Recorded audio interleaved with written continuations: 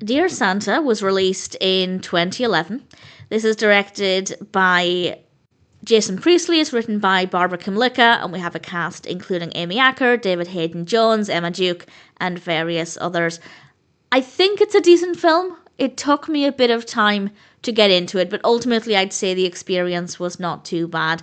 Crystal finds a letter written to Santa that's written by a young girl called Olivia, and all she wants for Christmas is a mother. Obviously, there's an emotional aspect to this, and Crystal decides that she could maybe fulfill that Christmas wish. How is she going to do it? Well, I'm not going to say.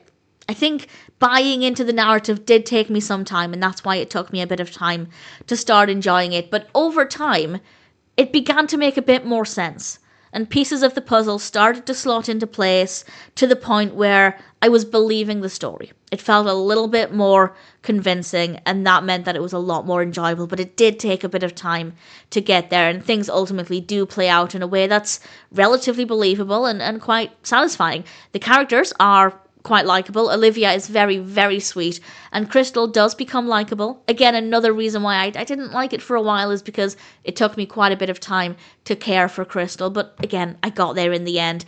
We have a nice amount of Christmas, but it's definitely not over the top. I think it has a nice balance there, so you can enjoy that aspect if you're looking for a Christmas film, but if you're not a huge fan of very festive films, I think it's a little bit more toned down. We also have some good camera work and some good lighting, good music. In general, I think we can say Dear Santa is a good film. It's not amazing. The beginning, I didn't time it, but let's say about the first third, it's not great. It's not terrible, but I wasn't really enjoying it. But over time, the experience got stronger. I came away from it feeling relatively satisfied. So if you're looking for a film that's generally an easy watch, for the most part, well enough written, with likeable characters, good performances, and a decent amount of Christmas, then maybe Dear Santa is one that's worth checking out.